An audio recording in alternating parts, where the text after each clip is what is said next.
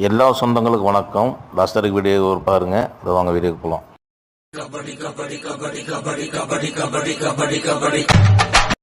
வீசிப்போன புயலில் என் வேர்கள் சாயவில்லை ஒரு பட்டம். எல்லா சொந்தங்களும் வணக்கம். நாங்கள் கோவை மேஸ்திரி. இப்போ பார்த்தீங்கன்னா லண்டனில் வந்து இந்த சைட்டில் வந்து எல்லாமே டோட்டலாகவே லாப்ட்டு கேட்டிருக்காங்க.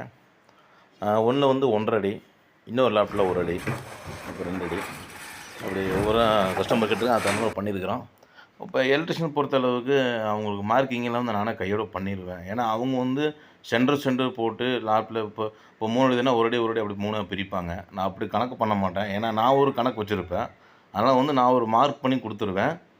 என்ன ஒரு 1/4 மணி நேரம் 1/2 மணி நேரம் தான் நம்மளோட அந்த ஒர்த்து. அதுக்கு சங்கடப்பட்டோம்னா பின்னாடி வந்து அது எலிவிஷனுக்கும் நல்லா இருக்காது. இந்த லேப்டாப்லாம் நான் ஸ்பாட்லைட் மேக்ஸிமம் எல்லா சைட்டுமே கொடுத்துருவேன்.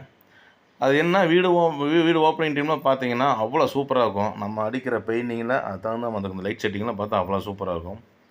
அதனால் வந்து மேக்ஸிமம் லேப்டாப் எல்லாத்துலேயுமே நான் ஸ்பாட்லைட் கொடுத்துருவேன். இந்த பில்டிங் அப்படி தான் கொடுத்துருக்குறேன்.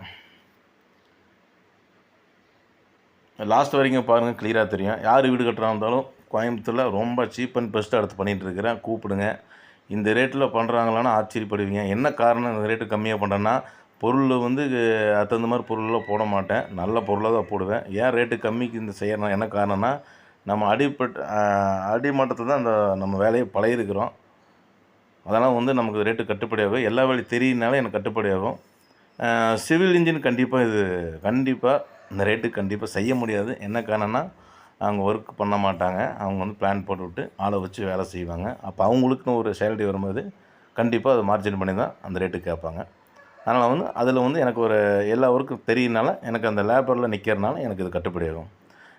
பாருங்கள், எதாவது டவுட்டாக இருந்தாலும் மெசேஜ் பண்ணுங்கள். வீடு கட்டுறவங்க ஆசை இருந்தால் உடனே கால் பண்ணுங்கள்.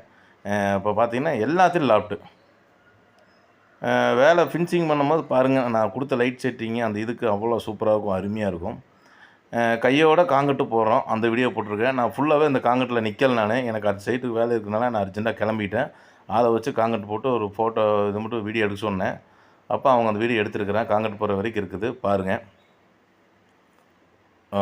ஒரு பக்கம் 1.25, ஒரு பக்கம் 1 அடி, ஒரு பக்கம் 1.5, ஒரு பக்கம் வந்து 4 அடி. இது ஒரு பெட்ரூமு, ஒரு மாஸ்டர் பெட்ரூமு, பாத்ரூமு, அப்படியே ஒவ்வொரு பார்ட்டிஷனும் தனித்தனியாக பிரிச்சுருக்குறோம்.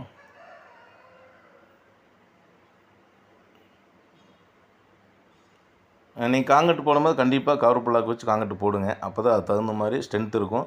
கீழேயும் கம்பி தெரியாமல் இருக்கும். என்னோடய நம்பர் கொடுத்துருக்குறேன், கால் பண்ணுங்கள். என்ன டவுட்டாக இருந்தால் நான் கிளியராக பேசிடுறேன். காங்கிரீட் போடும்போது கண்டிப்பாக நீங்கள் கவர் பிளாக் வச்சு தான் போடணும். அப்போ தான் கம்பியோட ஸ்ட்ரென்த்தும் கீழே உள்ள அந்த பாட்டமெல்லாம் பக்காவாக இருக்கும். அதனால் வந்து தயவு செஞ்சு கவர் பிளாக் போடாமல் காங்கிரீட் போடாதீங்க. கண்டிப்பாக பின்னாடி அது பெரிய பிரச்சனை வரும். ஒரு பக்கம் கிராக் ஆச்சுன்னா லாஸ்ட் வரைக்கும் கிராக் வந்துடும். அதனால் வந்து காங்கிரீட் போடும்போது தெளிவாக லேட்டானாலும் பரவாயில்ல, பொறுமையாக நீட்டாக செய்யுங்க. அறக்க வேலை செய்தீங்க. மொதவே வந்து நேரமாக வந்தீங்கன்னா ஒரு 5:30 மணிக்கு 6 மணிக்கு வந்தீங்கன்னா 7 மணிக்கு டோட்டலாக காங்கிரீட் முடிச்சிடலாம். அந்தளவுக்கு ரெடி பண்ணிக்கங்க. எந்த பிரச்சனையெல்லாம் முடியும்.